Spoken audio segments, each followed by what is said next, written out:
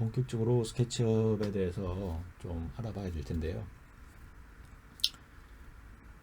스케치업을 접해 보신 분들은 아시겠지만 스케치업과 스케치업 프로가 있습니다. 스케치업과 스케치업 프로의 차이점을 이렇게 보면 여러 가지 기능들이 있는데, 이 기능 중에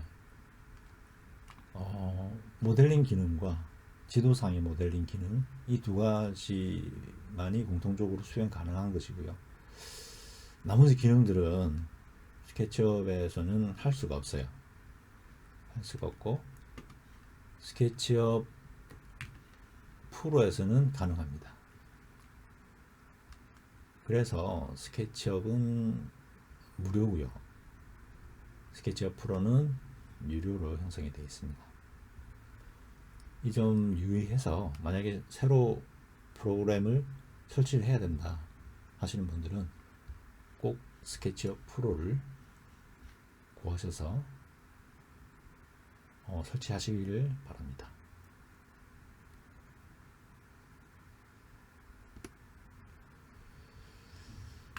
설치가 되고 나면 스케치업 아이콘을 클릭하게 되고 구동이 되면서 이런 시작창이 뜨게 돼요. 이게 지금 스케치업 프로 2018 버전인데, 참고로 저는 2017 버전을 사용하고 있어요.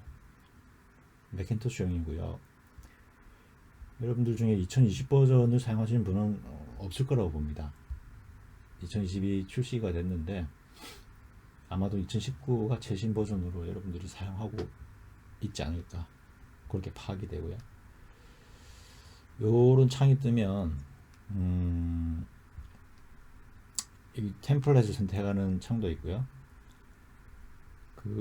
처음 가시면은 추즈 템플릿부터 들어가셔서 여기 요거를 클릭하셔서 템플릿을 정하는 방법을 배우셔서 템플릿을 지정을 해야 됩니다. 레이저 포인트를 써볼게요. 이 부분 클릭해서 Learn 창이 있습니다. Learn 창인데, Learn 창에 보시면 Check out the blog, 굉장히 블로그가 잘 되어 있어요. 스케치업은.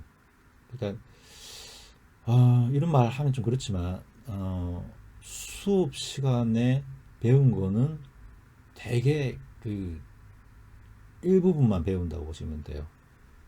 이 블로그에 들어가시면 너무나도 다양한 방식의 학습 자료들이 많습니다. 그래서 직접 시간 나실 때마다 수업 시간 외에 내가 알고 싶은 기능, 그리고 나는 좀 더 고급스럽게 모델링 하고 싶다 하시는 분들은 항상 찾아가셔야 돼요. 즐겨찾기 해놓고. 그래서 어떤 스케치업의 발전된 기능들을 한번, 그리고 기술들을 체득하시기 바랍니다. 템플릿을 이렇게 하는 것도 있고요. 라이센스 관계된 것도 있고요. 이 부분이 Start Using SketchUp, 이 버튼이 시작 버튼인데, 이걸 클릭하시면 본 화면으로 넘어가게 돼요. 본 화면으로 넘어오면 아까도 말씀드렸다시피 템플릿을 이렇게 정하라는 창이 떠요.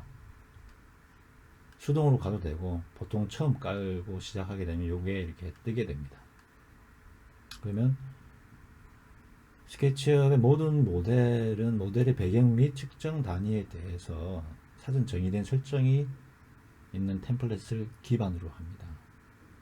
그래서 새 모델을 시작할 때 올바른 측정 단위를 가진 템플릿을 선택하면 모델링이 그냥 쉬워지죠. 치수 개념이에요. 치수 개념. 스케치업 시작 대화 상자에서 템플릿을 선택하는 방법은 다음과 같습니다. 왼쪽 사이드바에서 기본적으로 선택된 파일 패널에 표시된 템플릿 중 하나를 선택하라고 되어 있는데, 이 데이터가 미국 그 스케치업 사이트에서 제가 따온 거라서 Architectural Inches로 되어 있어요. 근데 우리는 밀리미터로 써야 되죠. Architectural 밀리미터, 여기를 항상 클릭하셔야 돼요. 여기 이것으로 설정이 돼야 됩니다. Architectural 밀리미터.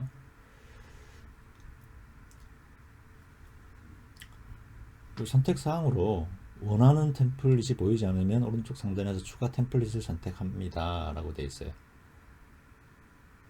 그러면 추가 옵션이 표시되고 구글체 텍스트는 사전 설정이 작성된 작업 유형을 설명하고 스타일 이름 아래에 단위가 나타나고 템플릿을 선택하면 선택한 템플릿이 적용된 모델링 창이 나타나게 된다 라고 되어 있죠.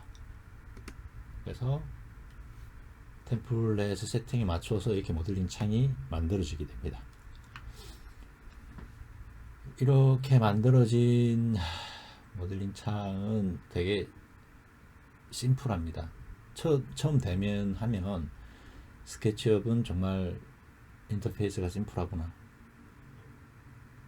라는 생각을 가지게 돼요. 근데 가면 갈수록 플러그인이 늘고 루비가 늘고 하면 화면이 걷잡을 수 없이 복잡해지는데 항상 기본에 충실해야 됩니다. 기본에 충실해야 되고 기본적인 툴로 만들어낼 수 있는 것들에 대해서 확실히 하고 가야 돼요. 그게 스케치업을 사용할 때 굉장히 중요한 요소인 것 같습니다. 자, 화면을 보시면 한 7가지의 매뉴얼들이 있는데요. 1번은 타이틀바 해서 제목창인 거예요. 처음에 신규 파일이 열리면 Untitled SketchUp Pro 버전이 나오고요. Untitled로 뜨게 됩니다. 그래서 이걸 항상 작업 시작할 때 새 이름으로 저장을 해서 파일 이름을 정해주는 그런 습관을 가지는 게 중요할 것 같고요. 메뉴바에 보면 풀다운 메뉴바네요. 이렇게 다른 프로그램 마찬가지로 이렇게 되면은 클릭하면은 풀다운으로 내려와요. 그리고 안에 있던 내용들이 있는데 그렇게 복잡하지 않고 심플합니다. 이 부분도 아시다시피. 3번이 Getting Started Toolbar라고 라지 툴바하고 똑같은 메뉴를 가지고 조금 더 작네요. 더 기본적인 것들만 이렇게 모아놨는데 보통 이렇게 세워진 라지 툴바를 사용하시죠. 그것들을 가장 많이 사용하게 됩니다. 이 4번이 Drawing Area라고 해서 작업창, 굉장히 지오메트리컬하게 형성이 되어 있고요. 5번은 상태창입니다. Status Bar 해서 내가 지금 어떤 작업을 해야 될지에 대한 것들, 그리고 어떤 명령 체계를 따라야 되는지에 대한 것들이 이렇게 다 뜹니다. 상태에 따라서 어떤 툴을 선택했고 어떤 오퍼레이션을 지정을 할 것이며 하는 것들이 여기 뜨고, 6번에 Measurement Box, BCB 박스라고 하는데요. Value Control Box라고 해서 여기다가 치수를 기입할 수가 있어요. 스테이투스 바 상태를 보고 여기 기입한다. 이거 굉장히 많이 본 인터페이스죠. 오토캐드나 다른 어떤 여타 3D 프로그램을 보면 이런 시스템을 다 가지고 있습니다. 7번은 디포티드 판넬이라고 해서 열어둘 수도 있고 꽂을 수도 있고 하는 어떤 그런 건데요. 이 오브젝트 인포메이션에 대한 부분들, 그 다음 재료, 머티리얼에 대한 부분들, 그 다음에 컴포넌트에 관한 부분들, 스타일, 레이아웃에 대한 부분들, 그림자에 대한 부분들, 각각의 어떤 디폴트 창들을 열어놓고 이렇게 포개할 수도 있고, 이렇게 작게 하면 이 화살표 눌러 작게 하면 포개할 수도 있고 늘릴 수도 있고 이렇습니다. 지금 이것은 인스트럭터를 늘려놓은 겁니다.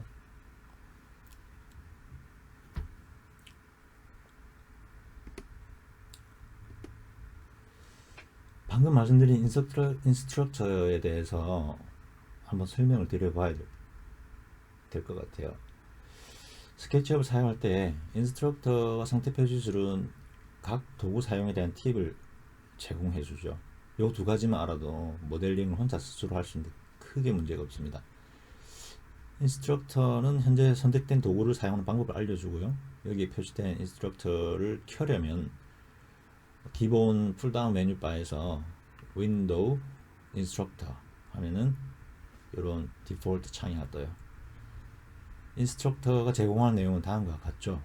선택한 도구의 기본 사용법을 보여주고요. 이 애니메이션으로 보여줘요. 그 다음에 도구 기능의 설명,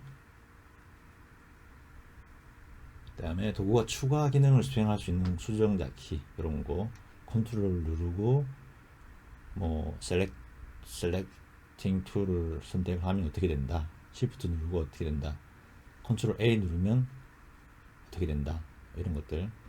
그리고 도구의 고급 기능에 대한 도움말 센터 기사 링크 이렇게 되죠. Click to learn about more advanced operations 해서 이걸 클릭하면 좀 더 많은 정보, 고급진 심화된 그런 정보들을 얻을 수가 있게 됩니다.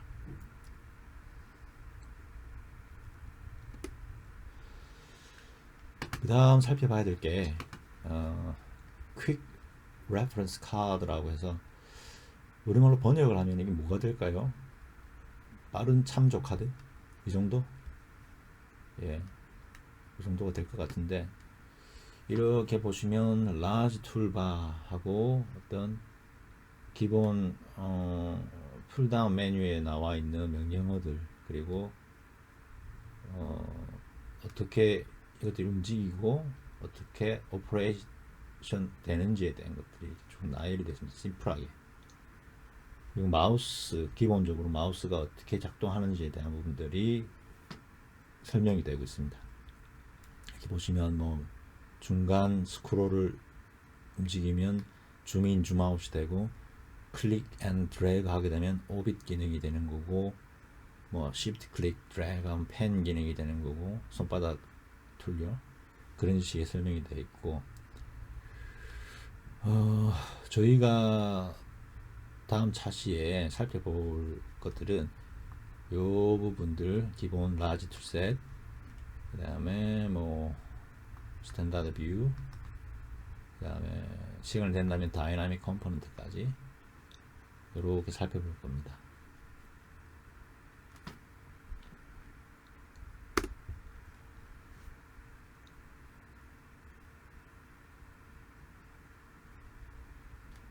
이 부분을 가지고 라지 툴셋이라고 그래요. 라지 툴셋.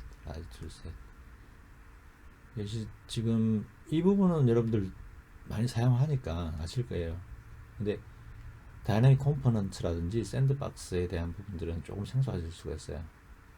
잘 안 쓰시더라고요. 근데 요 부분들은 제가 따로 시간을 내서 한번 설명을 드려보고 싶어요.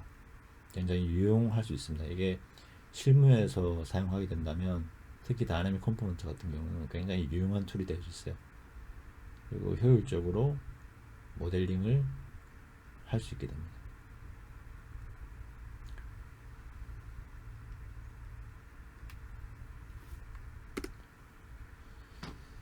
툴 오퍼레이션에 대한 부분도 여기서 나와 있는 부분들은 기본적으로 아시면은 좋을 것 같아요. 이 부분만은 알고 넘어가야 된다. 이 부분만은 알고 넘어가야 된다. 그래서 다음 차시에 보여드릴 어떤 실습 과정에 대한 부분들에 대해서 살펴보시게 된다면 이 부분들에 대한 설명들이 뜨문뜨문 묻어 나올 겁니다. 그래서 잘 들어보시고 다음 차시 수업을 잘 들어보시고 한번 따라해 보신다면 여러분들이 알고 있었던 혹은 잊혀졌던 그런 기억들이 스물스물 솟아나면서 아마 다시 재미있는 모델링을 할 수 있는 그런 워밍업 단계가 되지 않을까 생각합니다.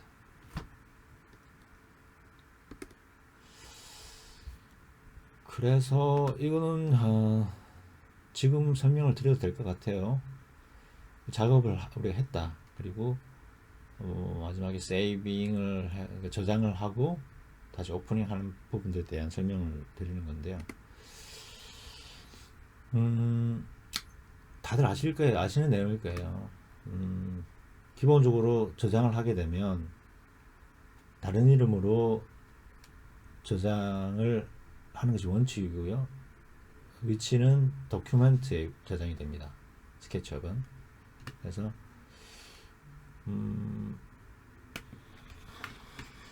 특이한 점은 스케치업 파일 및 후속 저장은 자동으로 백업 파일을 만들어요.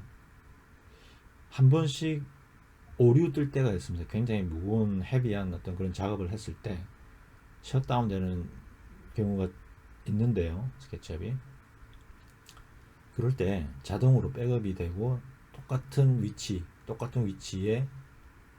백업 파일을 만들게 됩니다. 그래서 윈도우 버전에서는 filename.skb라는 이름으로 백업 파일이 저장이 되고요.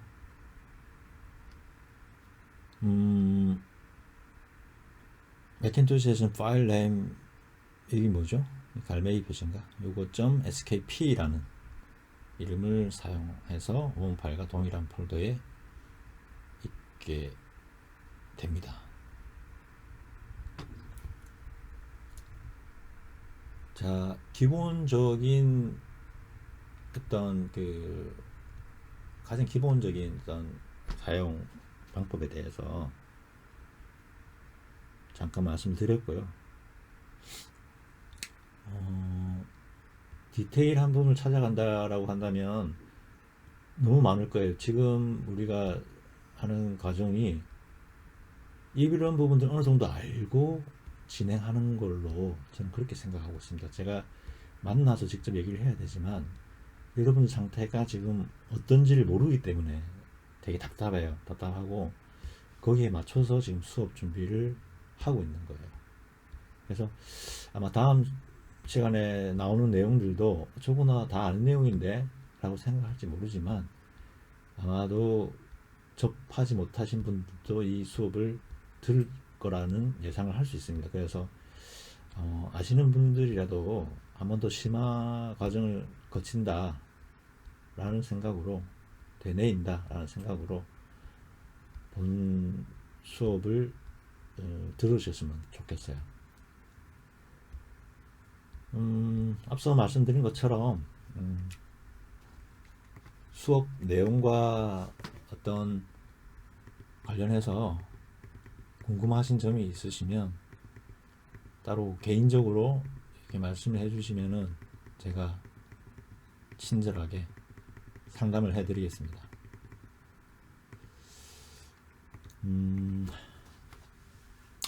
이상으로 기본 개요를 설명을 드렸고요. 다음 차시부터 나올 어떤 실습에 대한 부분들에 대한 동영상을 시청해 주시고 동영상이 끝나면 직접 한번 해보는 단계를 거치는 것이 좋을 것 같아요. 자, 수업 들으신다고 수고하셨습니다. 마치겠습니다.